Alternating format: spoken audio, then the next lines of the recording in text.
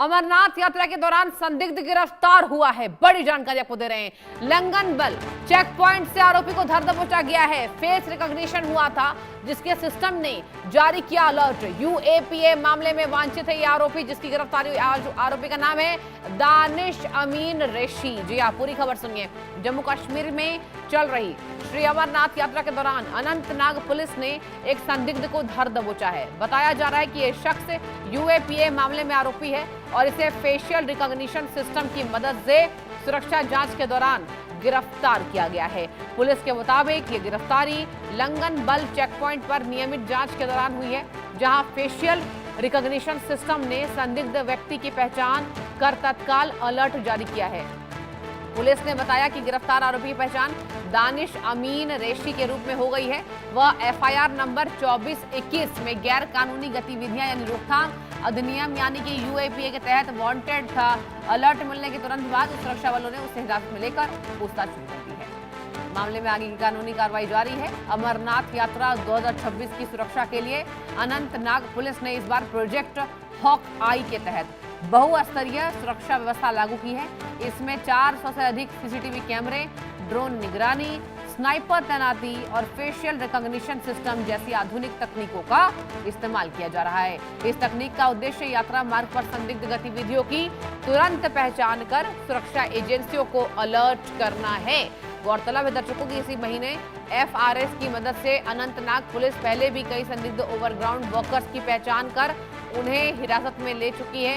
इससे साफ है कि आर्टिफिशियल इंटेलिजेंस आधारित निगरानी प्रणाली अब जम्मू कश्मीर में आतंकवाद विरोधी कर रहा है। आशिक मीर मेरे संवाददाता ज्यादा जानकारी के लिए जुड़ चुके हैं। आशिक, ये बताइए, ये जो वांटेड आरोपी था जिसकी गिरफ्तारी हुई है, तो सबसे बड़ी बात तो ये है, सबसे पहले नेक्सस को खंगालना है। तो ये बताइए इसके साथ और कितने आतंकी जुड़े हुए थे, कोई जानकारी? हाँ, देखिए अभी सृष्टि, लगातार हम देख रहे हैं कि जो माहौल बना हुआ है जम्मू कश्मीर में अमरनाथ यात्रा के बाद, कई सारे बड़े निर्णय जो है केंद्र की सरकार ने इस बार अमरनाथ यात्रा पर लिए।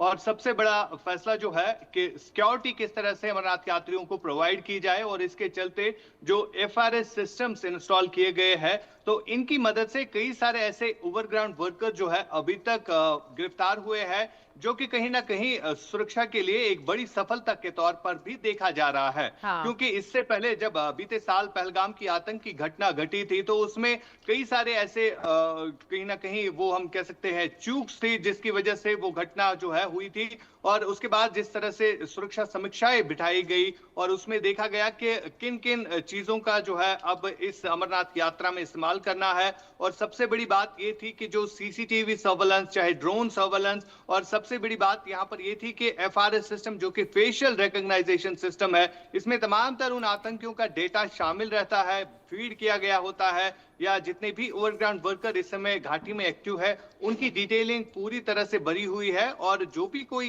इस रूट से गुजरता है तो एक अलर्ट जो है वो बजता है। और आज भी इसी तरह का एक अलर्ट जो है बजा, जिसमें एक व्यक्ति को जो है गिरफ्तार किया गया है। और पूछताछ के दौरान ये पता चला कि ये एक ओवरग्राउंड वर्कर था जो कि आतंकियों के साथ काफी समय से सक्रिय था।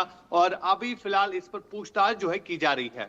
बिल्कुल। और देखिए आशिक, ज्वाइंट मिलिट्री ऑपरेशन जो चलाया गया उसका बहुत फायदा हुआ। आप देखिए लगातार गिरफ्तारियां भी हो रही हैं और इनफैक्ट सुरक्षा के लिहाज से आम जनता के लिए बहुत अच्छी बात है। ये बताइए कि क्या अब सब कुछ सुरक्षा व्यवस्था एहतियात के तौर पर लिया जा रहा है, आम आदमी जो है वो सावधानी बरत रही है? देखिए बिल्कुल, लगातार हम देख रहे हैं जब से अमरनाथ यात्रा शुरू हुई उससे पहले भी कई बार मॉक ड्रिल्स की गई और हाँ। ये चीजें देखी गई कि यात्रा को किस तरह सफल तरीके से जो है कराना है। और यही चीजें हम लगातार देख रहे हैं।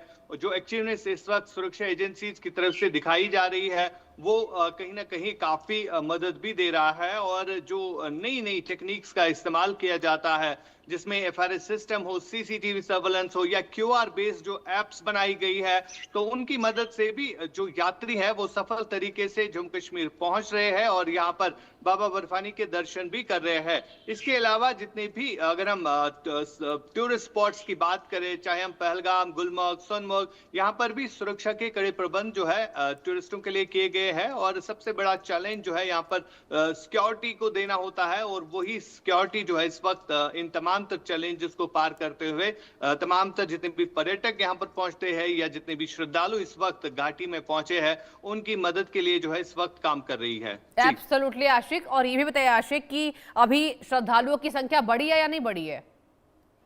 देखिए बिल्कुल, अगर हम आज की अमरनाथ यात्रा की बात करें तो लगभग 15 दिनों में ही 3 लाख से ज्यादा श्रद्धालुओं ने बाबा बर्फानी के दर्शन किए हैं। और अभी तक की आंकड़ा जो है काफी ज्यादा बढ़ भी रहा है। फिलहाल यात्रा को जो है स्थगित किया गया है क्योंकि बारिशें लगातार हो रही है, और इन बारिशों की वजह से लैंडस्लाइड खतरा होता है, और इन तमाम चीजों को देखते हुए जो है फिलहाल यात्रा स्थगित है। और आने वाले दिनों में जो ही मौसम ठीक हो जाएगा उसके बाद जो है यात्रा को फिर से शुरू किया जाएगा। जी बिल्कुल, और देखिए यही वजह है कि खराब मौसम की वजह से जो प्रशासन है वो भी चेतावनी जारी कर रहा है। तो ये बताइए आशिक कि अभी हालात कैसे हैं वहां पर? सब कुछ नॉर्मल है, सब सामान्य है?